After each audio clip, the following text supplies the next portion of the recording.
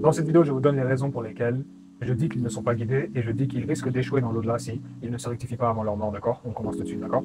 La première des raisons, c'est parce qu'ils ont rejeté les signes de Dieu, d'accord? Je l'ai dit, il y a un messager récent qui est arrivé, il y a des preuves qui sont descendues, nous avons des clarifications du Coran qui sont descendues, et nous avons des versets du Coran pour nous dire que quel pire injuste que celui à qui on montre les versets là, les signes de Dieu, en fait, et qui ferme ses yeux quant aux signes de Dieu qui lui sont présentés. Donc on a des choses physiques descendues récemment qu'il fallait soutenir, qu'ils n'ont pas soutenues. Ça, c'est la première chose, et cause principale de leur échec parce qu'ils ont tourné le dos à la vérité.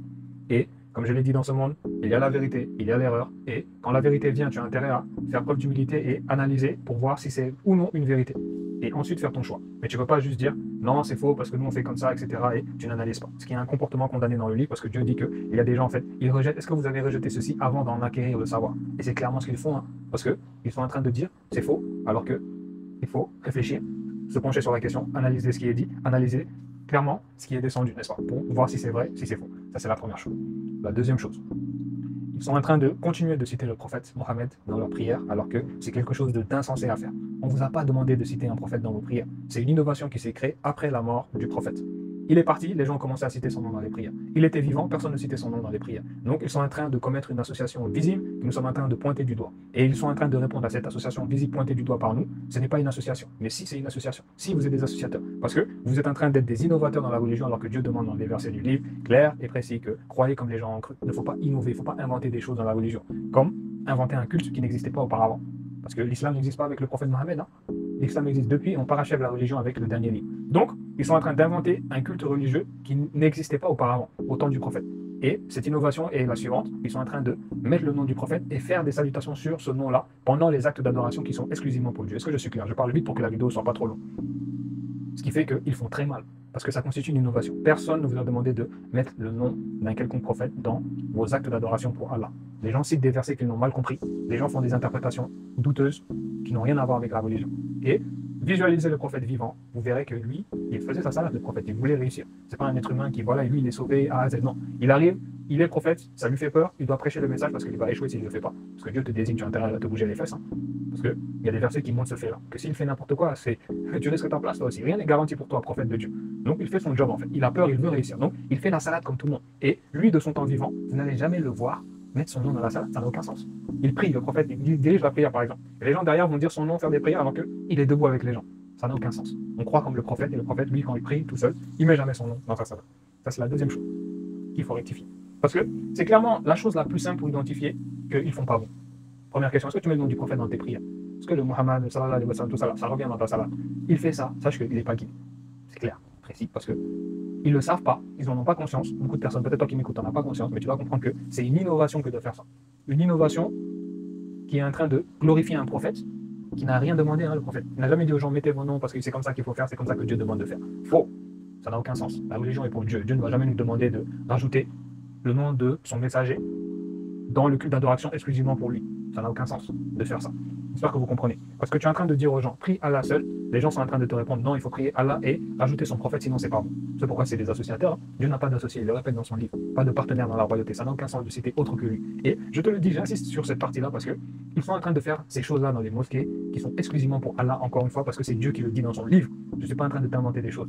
J'ai un doc en bio que tu peux récupérer pour avoir l'entièreté des versets. Mais je parle avec le Coran. Tu me vois dire ça.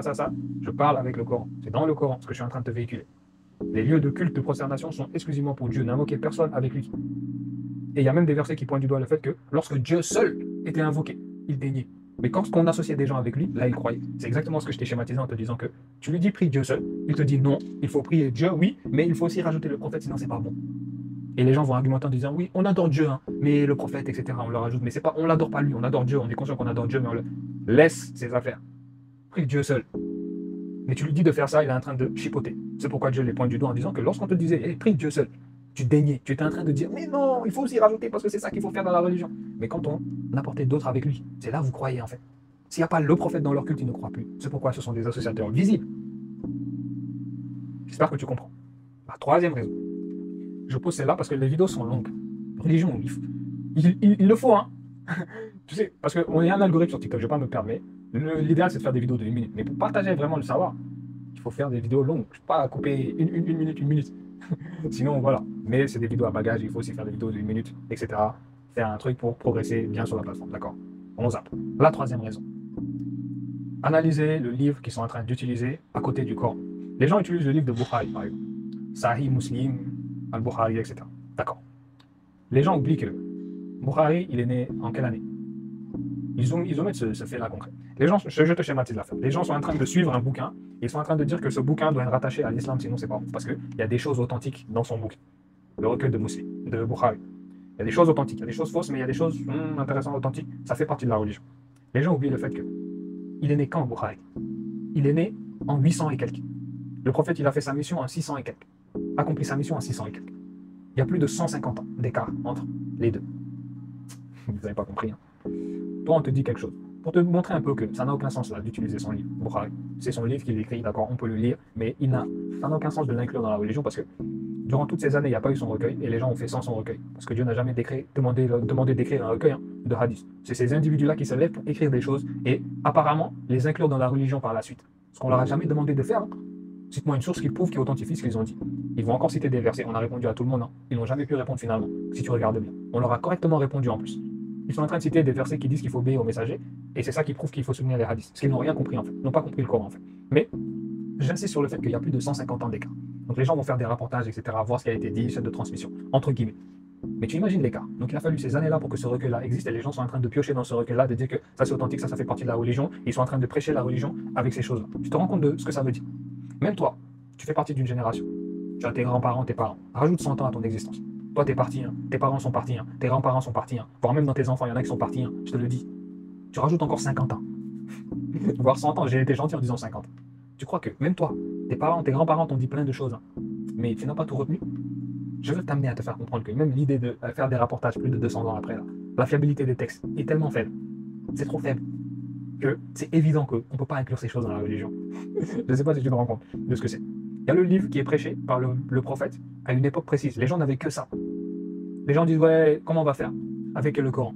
Le prophète n'a prêché que le Coran. Les gens pensent qu'il y a des autorisés, des interdits en dehors du livre. Ils pensent qu'il y a des directives qui ne sont pas dans le Coran, mais ailleurs. Ça provient de Dieu. Ce qui n'a aucun sens. Parce que, comme je l'ai dit, les gens étaient dans une sunna. Ils étaient dans une sunna avant le Coran. Une certaine forme de tradition, de façon de faire. Le Coran arrive pour balayer les choses, leur dire que maintenant, tu fais plus comme... Voici maintenant les autorisés, les interdits. C'est dans le livre, on n'invente rien. Ce qui est interdit, voilà ce qui est interdit dans le livre. Et c'est ça qu'il prêche et qu'il va adopter. J'ai déjà fait une vidéo pour dire en fait quels sont les versets qui peuvent valider la sunna, sous-entendre qu'il faudrait suivre la sunna. On a déjà clarifié. Mais pour vous dire qu'il y a une sunna qui arrive avec le Coran. C'est tout. Ils n'avaient que le Coran. 100 ans après, ils n'avaient que le Coran. Il n'y avait pas ces recueils-là de musulmans ou de trucs qui existaient. C'est pourquoi vous devez vous réveiller ici et vous rendre compte que ils ont fait une énorme erreur. Et c'est même pas une erreur, c'est juste des bandits, des truands qui n'en avaient rien à cirer. Hein, parce que ils ont manipulé les gens, des femmes, des gens, avec les hadiths. Et vous le savez. Tu connais l'homme, tu sais qu'ils ont manipulé. Il y a des hadiths de fous malades hein, qui existent. Que des gens, ils ont cru à ça pour te dire. Et ils se sont soumis à ça. Parce qu'ils n'avaient pas compris la religion, parce que c'est pour ça que ces hadiths sont créés. C'est pour foutre la pagaille dans la religion parce que, je le répète, hein, on leur a jamais demandé d'écrire des hadiths. Et ils ont bien passé l'affaire en prenant le verset, obéissez au messager, mais oui. Donc ils ont commencé à rédiger des hadiths. Mais j'espère que j'ai été clair. Je n'ai cité que 3 choses. 3 choses pour t'aiguiller un petit peu concernant le fait qu'ils font mal. Et j'ai bouclé avec les recueils authentiques apparemment, qu'ils utilisent, qu'ils inclusent qu'ils sont en train d'inclure dans la religion. Ce qui n'a aucun sens. Quand tu regardes historiquement les choses. C'est eux qui se lèvent un jour, hein, et un jour assez reculé quand même, pour fournir un recueil. Et durant le temps vivant du prophète, on ne leur a pas demandé d'écrire autre chose que le Coran. Ça n'a pas de sens. Le Coran, il est prêché graduellement. Il n'a pas autre chose à côté du Coran, des révélations, qui ne c'est pas dans le livre, donc il y a autre chose qu'il faudrait prêcher aux gens. Ça n'a pas de sens. La répétition est importante. C'est pourquoi j'ai fait cette vidéo. C'est clair? Ils sont en train de fermer les yeux devant la vérité, donc laissons-les. Mais on prêche le message, parce qu'il y a des gens peut-être qui ont besoin d'entendre ce genre de choses-là, pour te montrer que t'en fais pas. On est peu nombreux, ils sont énormément. Mais les énormément que tu vois là, tout fier, en train de faire comme si tout va bien, au jugement, ils vont le regretter. Je te le dis, certitude. Tu vas dans un endroit, tu entends que le nom du prophète ressort dans la salle, tu dois savoir que ces gens-là ne sont pas guidés. Ils sont en train de suivre une religion qui n'est pas la vraie religion de Dieu. Tu n'es pas obligé de me croire, mais j'ai fait une vidéo pour t'expliquer, te partager un certain nombre de points pour t'aiguiller au mieux, je pense. Analyse. Est-ce qu'on fake? Est-ce qu'on ment? Est-ce que c'est faux au final? Demande-leur pourquoi ils citent le prophète dans leur salat. Historiquement, ça n'a aucun sens. Parce que la religion ne démarre même pas avec le prophète. Donc, j'espère que tu comprends. Je te laisse.